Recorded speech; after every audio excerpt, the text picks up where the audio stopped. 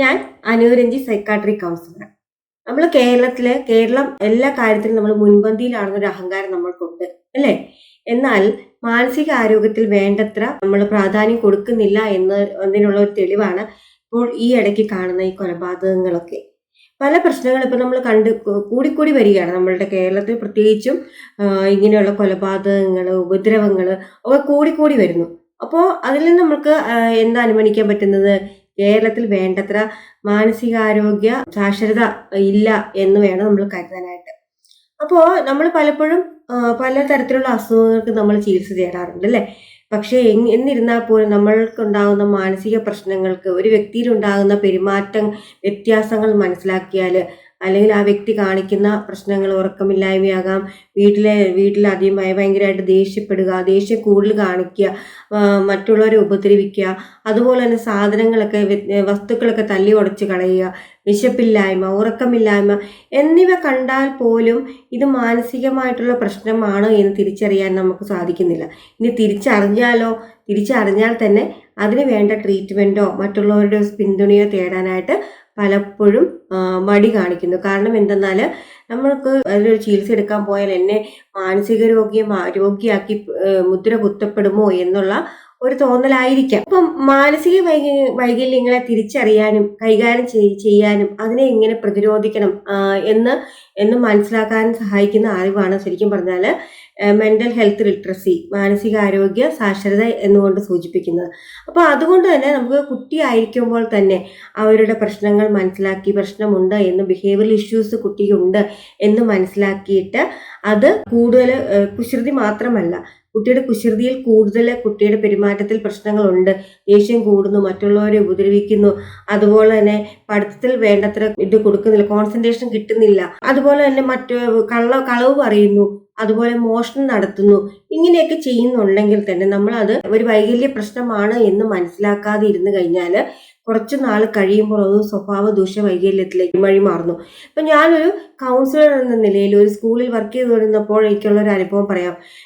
കുട്ടികൾക്ക് നമ്മൾ പലപ്പോഴും ക്ലാസ്സിൽ ഇതുപോലെ പ്രശ്നങ്ങൾ, ക്ലാസ്സിൽ നിന്ന് ഇറങ്ങി ഓടുന്നു, മറ്റുള്ള കുട്ടികളെ ഭയങ്കരമായിട്ട് ഉപദ്രവിക്കുന്നു, അതുപോലെ തന്നെ കറക്റ്റ് സമയത്ത് ഭക്ഷണം കഴിക്കുന്ന സമയത്തല്ലാതെ ക്ലാസ്സിൽ നിന്ന് ടീച്ചർമാർ മൈൻഡ് ചെയ്യാതെ പോയി ഭക്ഷണം കഴിക്കുന്നു, ടീച്ചർമാരുടെ സാരിയെ പിടിച്ച് വലിക്കുന്നു, ഉപദ്രവിക്കുന്നു എന്ന് കണ്ടിട്ട് പലപ്പോഴും പല കുട്ടികളുടെ പേരൻസിനോട് നമ്മളിത് പറയാൻ, കുട്ടിക്ക് ഇങ്ങനെ പ്രശ്നങ്ങളുണ്ട്, ബിഹേവിയറൽ ഇഷ്യൂസ് ഉണ്ട് എന്ന് പറയാൻ ശ്രമിക്കുമ്പോൾ പല പേരൻസും നമ്മളോട് അത് അവൻ്റെ കുസൃതിയാണ്, അത് മാറിക്കോളും, സ്കൂൾ വെറുതെ അവരെ ലേബൽ ചെയ്യുക എന്ന് പറഞ്ഞിട്ട് കൗൺസിലിങ്ങിനോ മറ്റുള്ള ചികിത്സയ്ക്കോ തേടാതെ കുട്ടിയെ മാറ്റി നിർത്തുന്ന ഒരു അവസ്ഥയൊക്കെ കാണപ്പെടാറുണ്ട്. ഈ കുട്ടി കുറച്ചു നാൾ കഴിയുമ്പോൾ ആ സ്കൂളിൽ തന്നെ വലിയ പ്രശ്നമായിട്ട്, ടീച്ചേഴ്സ് തന്നെ പ്രശ്നമായിട്ട്, പഠിപ്പിക്കാൻ പറ്റാതെ മറ്റുള്ള കുട്ടികളെ ഉപദ്രവിക്കുകയൊക്കെ ചെയ്യുന്ന കുട്ടിയായിട്ട് മാറുന്നു. അപ്പോൾ കുട്ടിയായി മാറുന്ന രീതിയിലും ഞാൻ കണ്ടിട്ടുണ്ട്. അപ്പോൾ പലപ്പോഴും നമ്മൾ പേരൻസിനോട് മനസ്സിലാക്കാനായിട്ട് ശ്രമിക്കുമ്പോൾ കുട്ടിക്ക് ഇങ്ങനെ ഒരു പ്രശ്നമുണ്ട്, അതിന് ഫലപ്രദമായിട്ടുള്ള ട്രീറ്റ്മെൻറ്റ് ഉണ്ട്, നേരത്തെ അറിഞ്ഞു കഴിഞ്ഞാൽ നമുക്ക് നേരത്തെ തന്നെ അത് പരിഹരിച്ച് മുന്നോട്ട് കൊണ്ടുപോകാനായിട്ട് സാധിക്കും. ഇത് കാലക്രമേണ കുട്ടി വളരുന്നതിനോടൊപ്പം തന്നെ അവൻ്റെ അഡോളസെൻ്റ് ഏജിലൊക്കെ ആകുമ്പോഴത്തേന് ഇത് വളരെ വളരെ സ്വഭാവ ദൂഷ്യ വൈകല്യത്തിലേക്കൊക്കെ മാറി മദ്യത്തിനും മയക്കുമരുന്നിനും ഒക്കെ അടിമപ്പെടുകയും വീട്ടിലെന്നും അസ്വസ്ഥതയും, അതുപോലെ തന്നെ വീട്ടിൽ മാത്രമല്ല സമൂഹത്തിന് ഒരു പ്രശ്നമായിട്ട് മാറുന്ന രീതിയിലേക്ക് ആകുന്നു. അപ്പൊ ഇങ്ങനെയൊക്കെ എത്തിപ്പെടാതിരിക്കാൻ വേണ്ടിയിട്ടാണ് പലപ്പോഴും കുട്ടികളിൽ തന്നെ നമ്മൾക്ക് എന്തെങ്കിലും സ്വഭാവത്തിൽ വ്യത്യാസമുണ്ട്, അവൻ്റെ പെരുമാറ്റത്തിൽ വ്യത്യാസമുണ്ട് എന്ന് മനസ്സിലാക്കിയിട്ട് വേണ്ട വിധം അവന് ട്രീറ്റ്മെൻറ്റ് കൊടുക്കുകയാണെങ്കിൽ വളരെ ഈസി ആയിട്ട് ചെറുപ്പത്തിൽ തന്നെ നമുക്കിത് മാറ്റിയെടുക്കാനായിട്ട് സാധിക്കും. അല്ലെങ്കിൽ കുറച്ച് നാൾ കഴിയുമ്പോൾ അത് സമൂഹത്തിനും അതുപോലെ തന്നെ കുടുംബത്തിനും തന്നെ വളരെയേറെ പ്രശ്നക്കാരായിട്ട് മാറാനായിട്ട് ഇടവരുത്തുന്നു.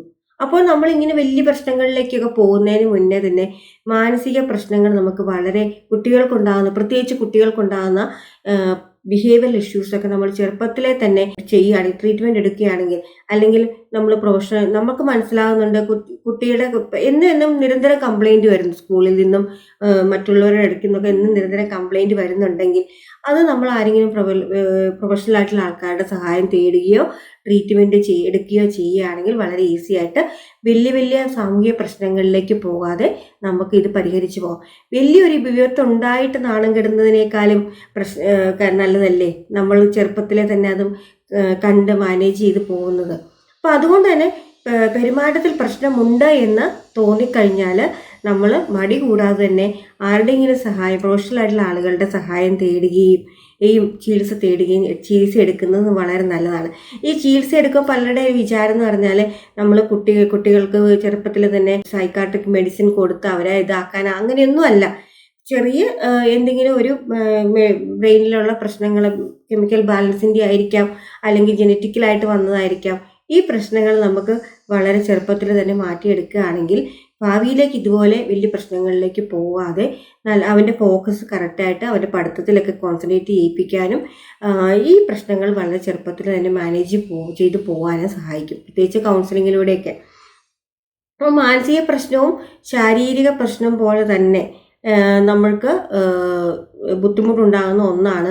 നമ്മൾ ശരിക്കും പറഞ്ഞാൽ ഒരു ഹെൽത്തി ആയിട്ടിരിക്കുന്ന എങ്ങനെയാണ്, ശരീരവും മനസ്സും ഒരുപോലെ ആരോഗ്യമുണ്ടെങ്കിൽ മാത്രമേ ഒരാൾ പൂർണ്ണമായിട്ടും ആരോഗ്യവാനാണെന്ന് പറയാൻ പറ്റുള്ളൂ, അല്ലേ? നമ്മൾ പലപ്പോഴും മാനസികമായ പ്രശ്നങ്ങളെ അവഗണിച്ച് ശാരീരികമായിട്ടുള്ള പ്രശ്നങ്ങൾ ചികിത്സിക്കാൻ പോകും. അങ്ങനെയല്ല ചെയ്യേണ്ടത്.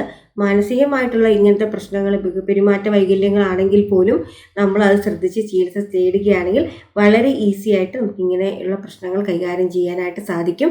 അല്ലാതെ നമ്മൾ നാട്ടുകാരെയും മറ്റുള്ളവരെന്ത് വിചാരിക്കും, സൈക്കാട്രിസ്റ്റിൻ്റെ അടുത്ത് പോയാൽ അല്ലെങ്കിൽ കൗൺസിലറുടെ അടുത്ത് പോയി കഴിഞ്ഞാൽ എൻ്റെ മോനെ അല്ലെങ്കിൽ എന്നെയോ അങ്ങനെ ഒരു മോശക്കാരനായിട്ട് കാണുമെന്ന് വിചാരിച്ചു കഴിഞ്ഞാൽ അത് നമ്മൾ ചികിത്സിക്കാതിരുന്നാൽ ഇതുപോലുള്ള വലിയ വലിയ ദുരന്തങ്ങളിലേക്ക് നമ്മളും നമ്മളുടെ സമൂഹവും എത്തിപ്പെടും.